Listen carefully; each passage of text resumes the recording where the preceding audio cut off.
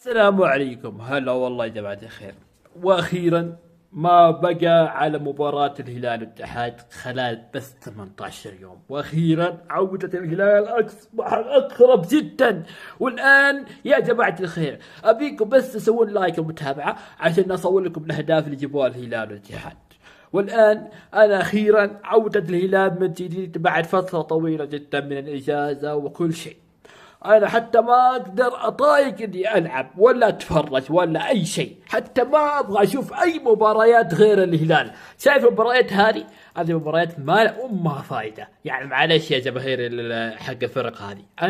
انا كهلالي روح الهلاليه احب الهلال، ونفسي اقابلهم ان شاء الله في المستقبل، يعني بعد كم شهر.